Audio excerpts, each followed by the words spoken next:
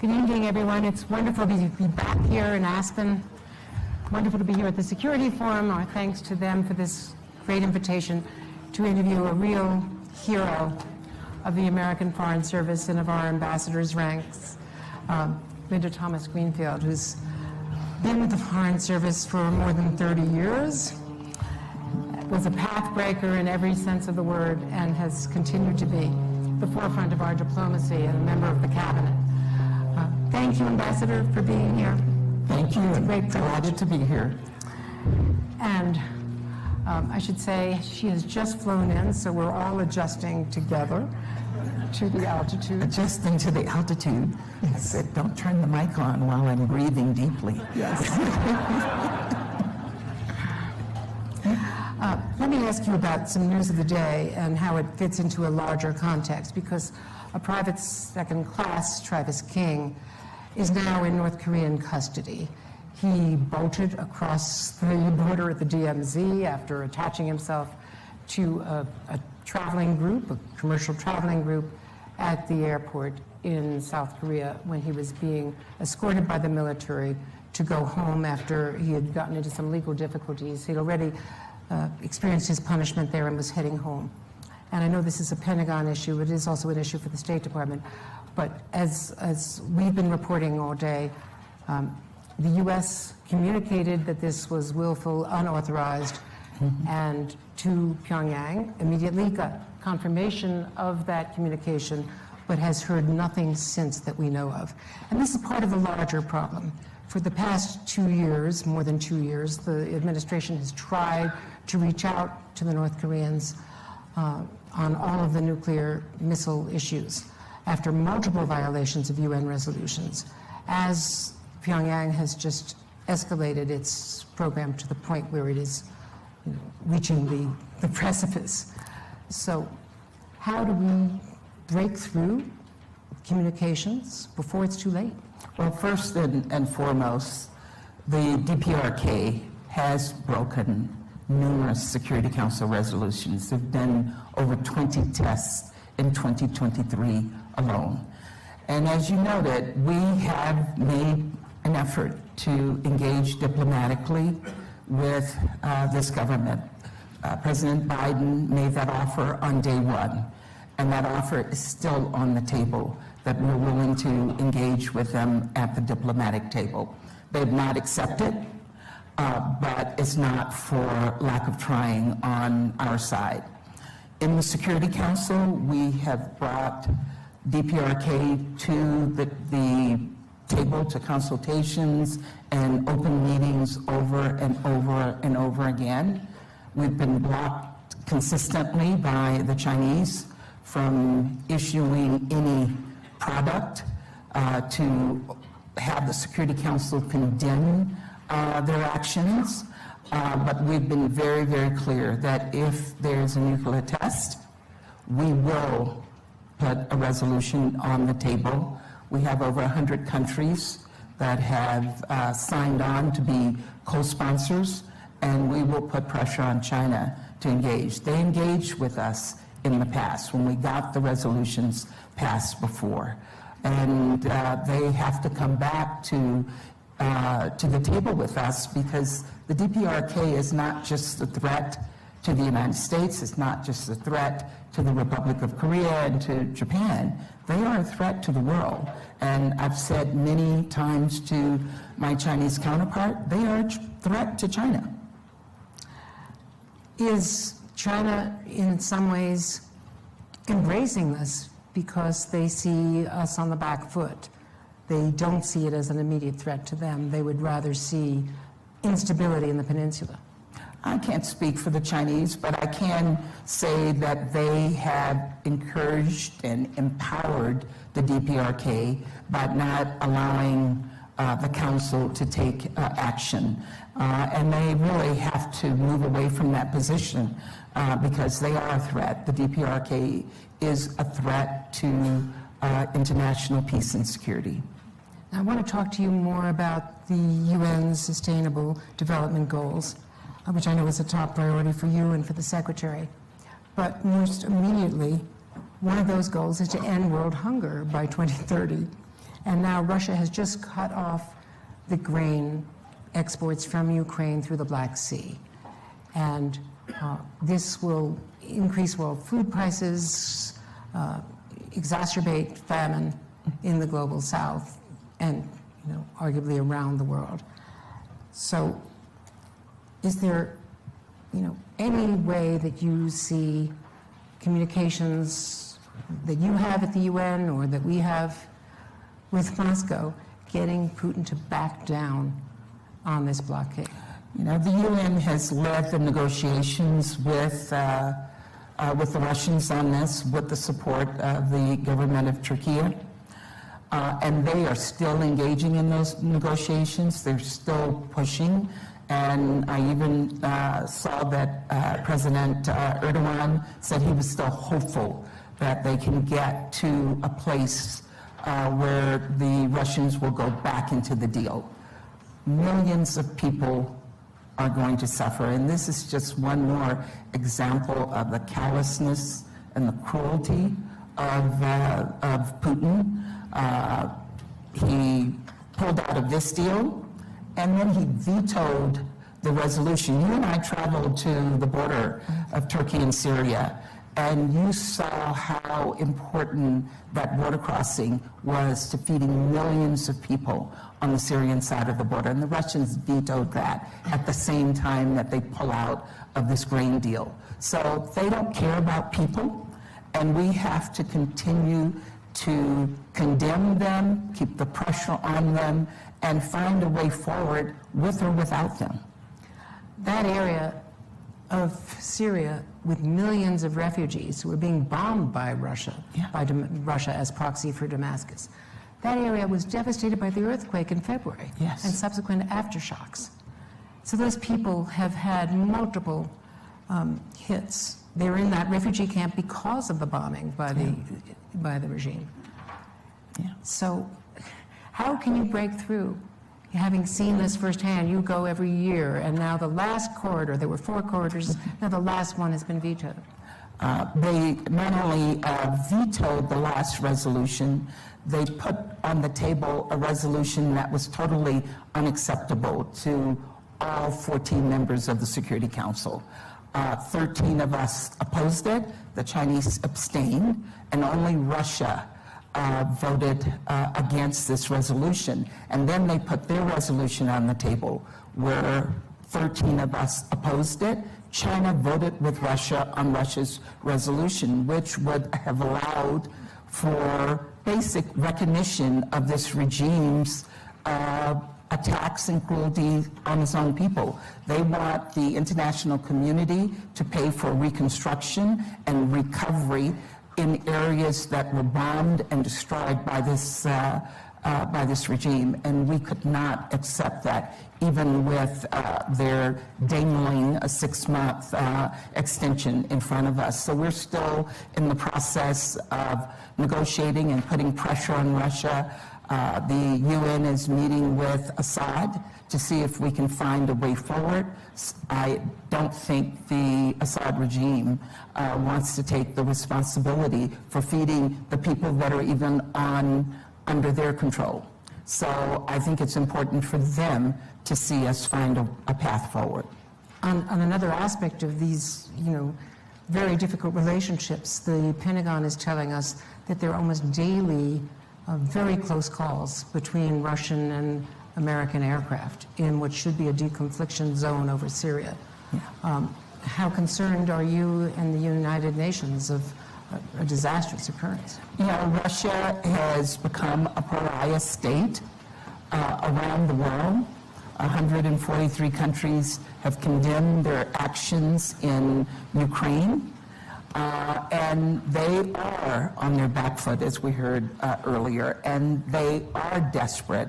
And I described them in the Security Council as a bully on the playground who they can't get their way, so they just keep threatening the world.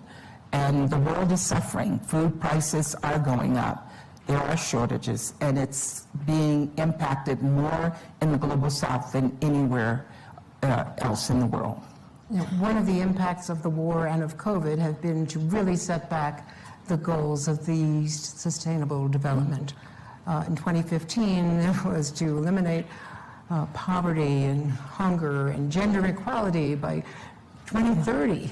Yeah. And now, how difficult is it to even think about achieving those goals, and what would be the new forecast? It's a challenge. We're at the halfway mark, and we will be having a SDG summit in September during High Level Week. And at the halfway mark, only 12%, 12 of the goals only 12% of the goals have been reached, and half of them we have not made very much progress on. So there's a desperation now to really ramp up our efforts and show the world that we are serious and we're committed to reaching these goals. One of the goals, and we work on all of them, but one of the goals that's most important to me is the goal of ending hunger. And we will be president of the Security Council in August, and this is my third presidency where I have made hunger the centerpiece. And some have asked, why do you keep doing the same thing over and over? And the reason, the answer to that is we haven't ended it yet. And we're dealing with famine in the Horn of Africa, where we are very proud that we averted the famine last year, but what we're not saying is that hundreds of people still died. And we have to find a way. We have the tools. We have the know-how to end hunger. And I was delighted to have a conversation with Senator Coons and Senator Lindsey Graham, who have been working together to put forward a bill and a resolution that will address hunger by bringing the private sector in and do more work with the private sector to address issues of hunger worldwide. There's bipartisan support, as you just point out, in Congress. Is this one of the issues where the UN Security Council framework is just inadequate to the problem, given the Russian veto in China? You know, we have a Security Council that was created 70 years ago. Right. And it was created 70 years ago to deal with the issues of the world 70 years ago. Today, those issues have changed. And the construct of the world has changed. Most of the countries of Africa, almost all of them, were not independent then. So President Biden announced, and we have been addressing that issue over the course of the past year, that we support reform of the Security Council that will include additional permanent members from Africa, from Latin America, as well as additional elected members of the Security Council. And we have committed to that, and we've been coordinating and consulting across the globe to see how we can move that agenda forward. Of course, the backdrop for a lot of these problems is the Ukraine war. I was just returning from Vilnius and covered the NATO summit, and you spoke with Foreign Minister Kuleba afterwards. Obviously, Ukraine was very distressed by the way the communique was drafted. And frankly, there was criticism of the U.S. Splitting with some of its NATO allies on this issue, as not giving them a better time frame for when they could accede after the war. No one's arguing during the war, but after the war, of when they could accede to NATO. Look, we understand Ukraine's frustration, but NATO has been united in how it has addressed Ukraine, and we expressed a strong commitment and plans that Ukraine will become a member of NATO. And what that will require to get there is in process right now. There's a commitment to the Ukrainians. And again, let me just say, when President Putin made the terrible mistake of invading Ukraine, he thought that NATO would be divided. NATO has never been stronger, And NATO has never been stronger in terms of its policy of an open door and allowing Ukraine's membership eventually into NATO. How critical is this moment of the counteroffensive, which President Zelensky has acknowledged is facing very tough Russian defenses and is slowing down? It's tough going given the terrain right now. You know, it's, again, you have to be extraordinarily proud of what the Ukrainians have been able to accomplish. Because, again, I think Putin believed that he could go into Ukraine and in 2 weeks bring this country to its knees. And it has not done that. And then you're seeing internal fights happening in Russia right now. So while the counteroffensive is not moving as fast as President Zelensky wanted it to move, Russia also is not moving any faster in trying to capture more of Ukraine. So they are pushing back on the Russians, but it's because they have unified, strong support from Europe and from NATO. In the past, you had a relationship with your Russian counterpart at the UN. More than 500 days into this war, are those days over? So Russia sits in the Security Council, and we all sit around the table. So I have to sit around the table with the 15 members of the Security Council. And clearly, Ukraine is a huge, huge barrier for a normal relationship with the Russians, for all of us sitting on the Security Council. But we also have to deal with issues where we agree. We just voted on a resolution on Haiti, and all 15 countries voted for it. And we engaged at the working level with the Russians to get their agreement on that. Can you engage at the working level with the Russians to free Evan Gerskovich, the U.S. regional I engaged directly with my counterpart on that. Is there any progress at all? He's wrongfully detained. He's not a spy. And he has no prospect of getting out. Are there back channels? Yeah, the president has indicated that this is the highest priority for him, and every single member of his national security team, we work on this issue every single day. And I have engaged directly with my Russian counterpart on this issue. His response is he will convey it to Moscow, but I think they're hearing it from all of us, and they know that it's an issue.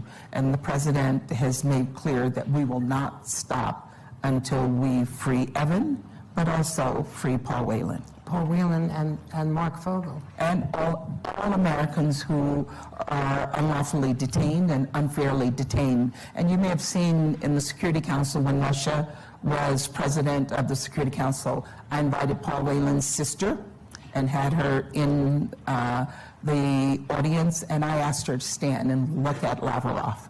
And that was quite a moment. It was quite a moment. You said last year when Russia used cluster munitions that they have no place on the battlefield. Is the U.S. losing its moral high ground by now providing them to Ukraine? Look, we have made clear that Ukraine is defending itself against a brutal aggressor. And Russia used these munitions against Ukraine in an attack on Ukraine. And we have to remind ourselves every day that Ukraine is defending its democracy, it's defending its sovereignty, it's defending its independence. And the president has been clear that we will do everything. We will stand by Ukraine until they defeat the Russians.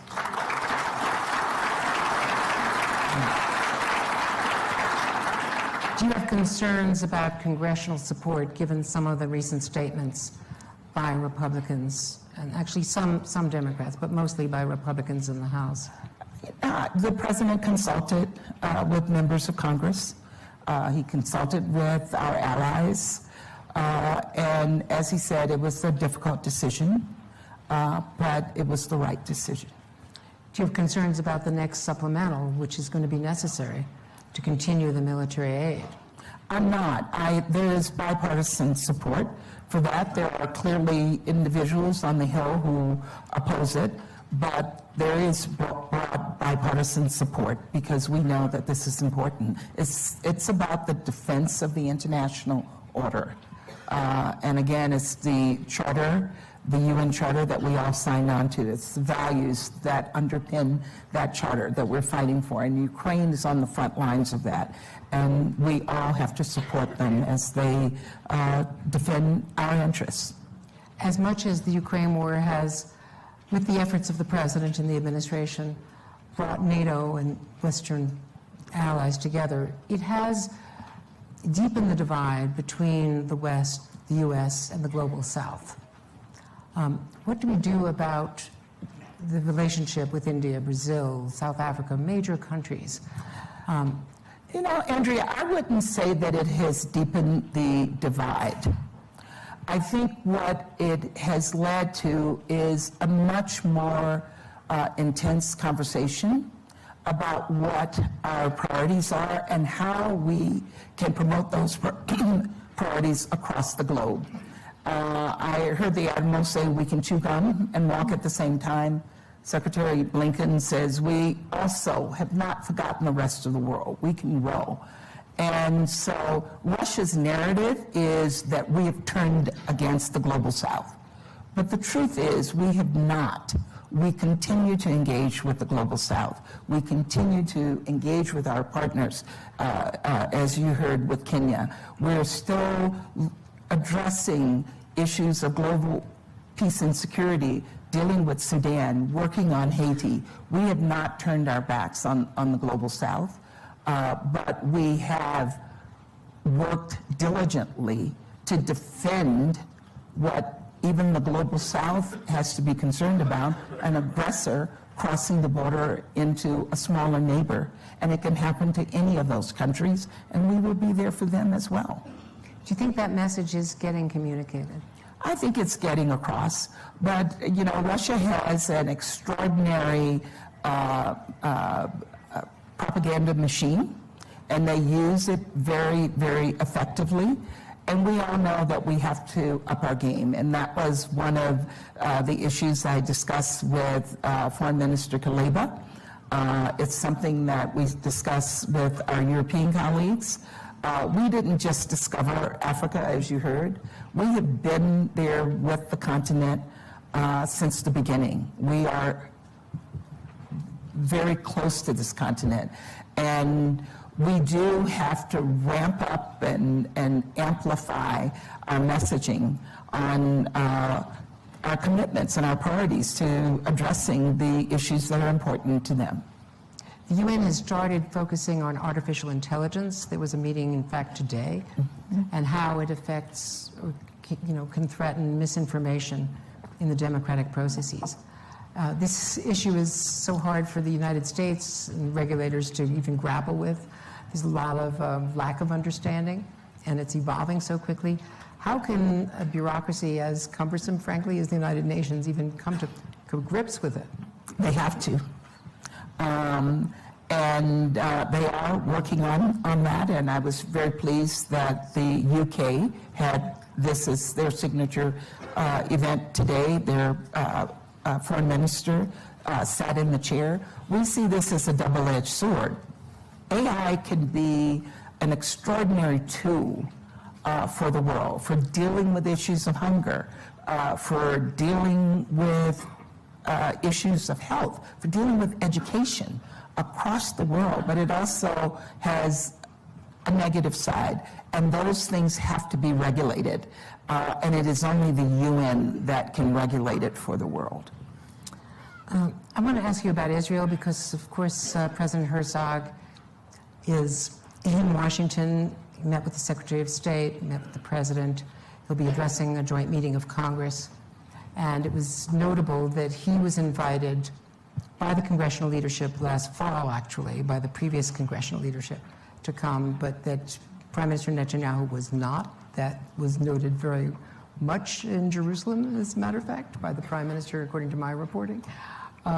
So there was a conversation with the president yesterday, and it was not a formal invitation, but a suggestion that there would be a meeting sometime in the fall, somewhere in the U.S. It was not even suggested that it would be a White House meeting.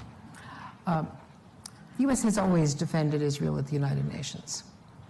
Is that becoming increasingly difficult, given this current coalition government's policies on settlements, which has made it increasingly difficult to even imagine geographically a Palestinian state? Our position hasn't changed, that we stand with Israel. We defend Israel's right to defend itself. But we also call on both sides not to take any measures that would interfere with the possibility of achieving a two-state solution. And that message we give regularly to both sides. I travel to the region. I met with Palestinians. I met with Israelis, President Herzog and the former government, and we have delivered those messages consistently over many, many years.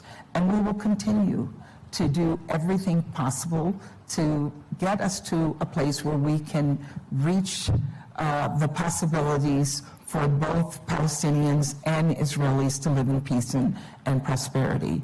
But again, it requires both sides to cooperate and not take actions that might lead us in the direction of not achieving that. There really haven't been negotiations, credible negotiations, since 2014 by my count. Is there a leadership vacuum on both sides? The leadership is there. The leadership, I think what we need to see is a commitment by both sides, the leadership on both sides, to find a peaceful way forward. I wanted to ask you about confirmation process in the Senate, military and diplomatic. You've got one senator holding up approximately 300 military confirmations, including the chairman of the Joint Chiefs, the Marine Commandant, and you have another senator holding up more than 60 Senate confirmations of State Department positions, including 35 career ambassadors. Isn't this a national security problem? It is a national security problem. We need our top leadership in the field. We need both our military as well as our diplomatic tools at their sharpest and at the highest levels. And many governments look at the fact that we don't have ambassadors there as a reflection of the lack of interest in their countries. We have to have our ambassadors in place. One of those 60 ambassadors, one of the 35, is Ambassador Shea, who is our ambassador in Lebanon, who's coming to be my deputy permanent representative. And she's had her hearing, and we're just waiting for her to be confirmed. We can't continue to do diplomacy with our hands tied behind our backs. And so there has to be more pressure on members of Congress to find a path to release these ambassadors, as well as our military officers from the purgatory that these two senators have placed them in. And finally, there's the issue, of course, of reproductive health for people in the military service. And Senator Tuberville, who spoke again, I believe, with Secretary Austin today. What is it that they don't seem to understand? You were a woman of childbearing age, having children while you were a young foreign service officer, and know what the difficulties were decades ago when you were involved in government service and serving overseas. What don't they understand about women's needs for reproductive health services? Because this is not just abortion. It is about reproductive health, and we've seen a number of really horrific cases where women have needed reproductive support that would require them to have an abortion or the removal of cells, and they can't get that, and it's a life or death situation for them. And the administration, again, has been very, very clear that this is an assault on women's rights to reproductive health. Well, I know we've imposed on your time and on the altitude and all of the changes, but I just know that there's no better way to wrap up our opening session of the Aspen Security Forum than with Ambassador Linda Thomas-Greenfield. Thank you so very much. Thank you. Thank you. Thanks for watching our YouTube channel. Follow today's top stories and breaking news by downloading the NBC News app.